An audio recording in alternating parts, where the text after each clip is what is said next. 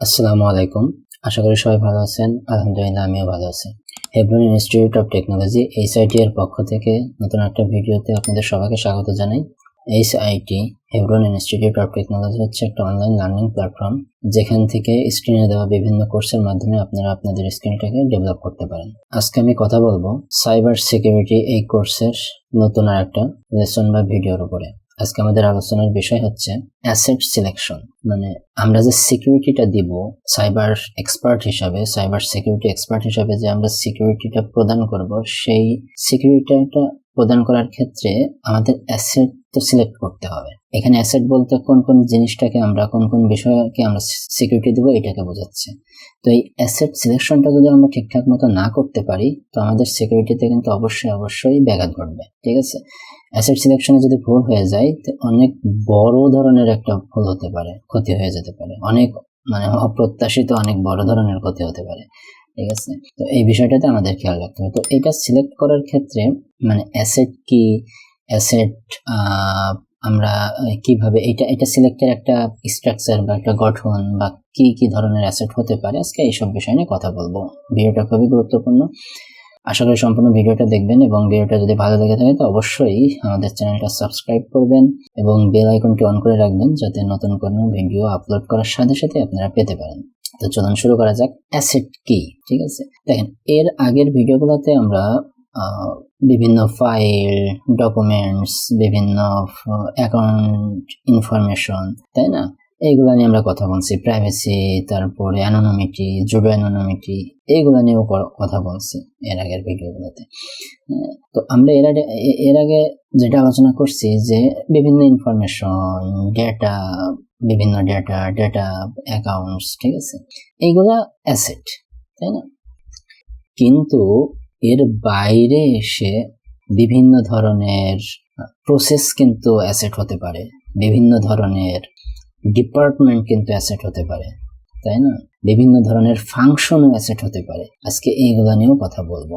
ওকে, তো উদাহরণস্বরূপ বলা যেতে পারে, ধরেন আপনি একজন সাইবার সিকিউরিটি এক্সপার্ট, আপনি যেই সত্তাটাকে বা যে জিনিসটাকে সিকিউরিটি দিচ্ছেন একজন এক্সপার্ট হিসাবে, সেটা ধরেন একটা ব্যাংকিং অ্যাপ্লিকেশন, মানে ব্যাংকে লগ ইন করার জন্য একটা অ্যাপ্লিকেশন। ওকে, তো এই লগ ইন করার জন্য তো ক্লায়েন্টকে বিভিন্ন ডেটা ইনপুট করতে হবে, ইনফরমেশন ইনপুট করতে হবে, তাই না। তো ইনফরমেশন গুলো কি হতে পারে? নাম, ইমেল অ্যাড্রেস, পাসওয়ার্ড, তাই না, এছাড়া অন্যান্য আনুষঙ্গিক অনেক কিছু ইনপুট করা লাগে। তো এই যে ইনপুট, এটা আমরা সাইবার সিকিউরিটির ভাষায় বলি ইনপুট ভ্যালিডেশন। ঠিক আছে, যে আপনি ক্লায়েন্ট হিসাবে যে সঠিক তথ্যটা দিচ্ছেন এবং সেই সঠিক তথ্যটা যাচাই বা সিকিউরিটি কন্ট্রোলের মাধ্যমে যাচাই বাছাই হয়ে আপনি রাইট পারসন এটা জানার পরে কিন্তু আপনাকে লগ ইন করতে দেওয়া হচ্ছে, তাই না।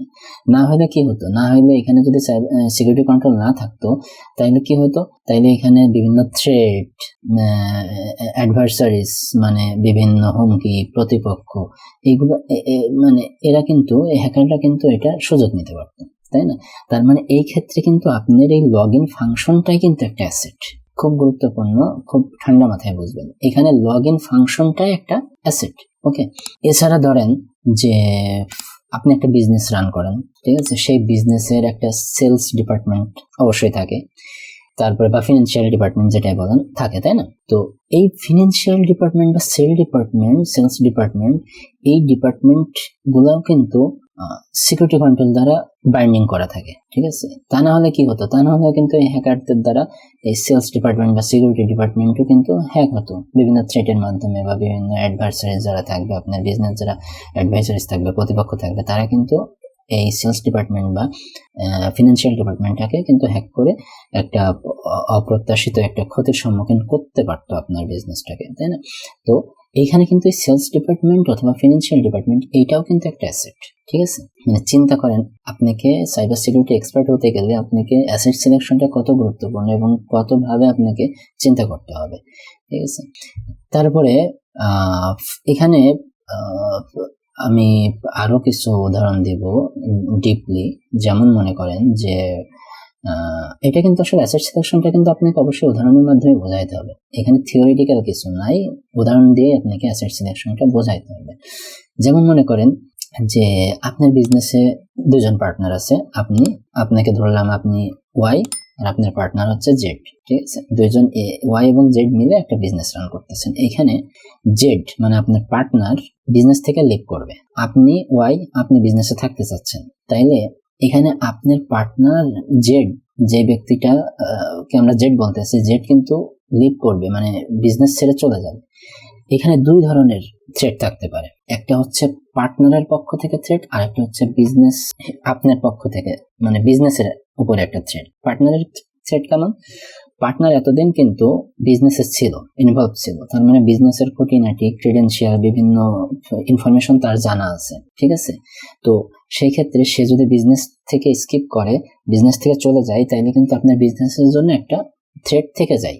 সে ভালো মানুষ, ধরে নিলাম সে ভালো মানুষ, তারপরে কিন্তু আপনি বিজনেসে কোনো ভালো খারাপ কোনো নাই কিন্তু, তাই না? আপনাকে এখানে একটা হুমকি বা একটা থ্রেট থেকে যায় যে আপনার পার্টনার চলে যাচ্ছে, সে বিভিন্ন ইনফরমেশন জানতো। তো এইটা আপনার বিজনেসের ক্ষেত্রে একটা থ্রেট। আর পার্টনারের ক্ষেত্রে কি থ্রেট? পার্টনার এতদিন কিন্তু বিজনেস ইনভলভ ছিল, তার অনেক গোপন তথ্য বা আপনার বিজনেস জানে, মানে তার অনেক ক্রিডেন্সিয়াল আপনার বিজনেসে ইনপুট করা আছে, অনেক তথ্য, অনেক ইনফরমেশন, অনেক ডেটা, মানে আপনার পার্টনারের কাছে অনেক ইনফরমেশন তার ইমেইলে যাইতো, ঠিক আছে? যেহেতু দুইজনের ব্যবসা, অনেক ইনফরমেশন কিন্তু তার ইমেইলে যাইতো, তাই না?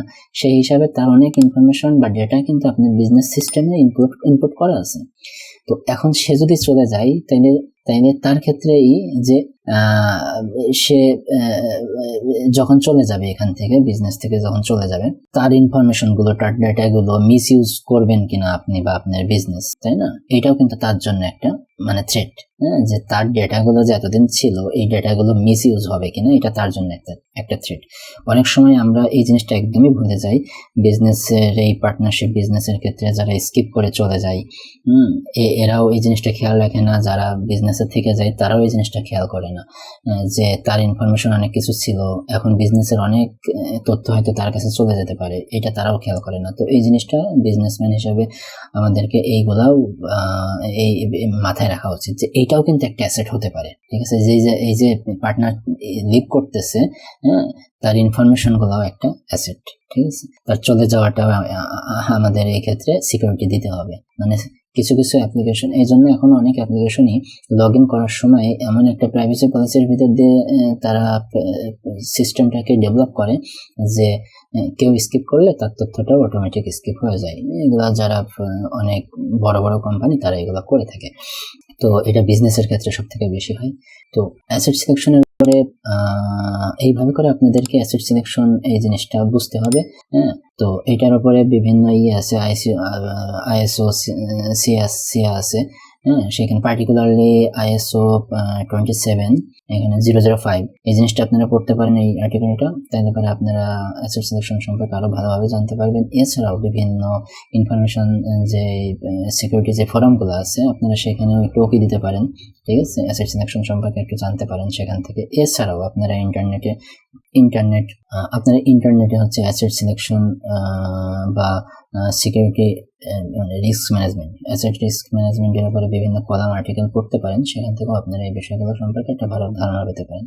আচ্ছা, তো আজকের আলোচনা এই পর্যন্তই। আপনাদের যদি কোনো প্রশ্ন থেকে থাকে তো আপনারা অবশ্যই কমেন্টের মাধ্যমে আমাকে জানাতে পারেন, আমি চেষ্টা করবো আপনাদের কমেন্টের উত্তর দেওয়ার, ঠিক আছে? তো সবাই ভালো থাকবেন, ধন্যবাদ সবাইকে।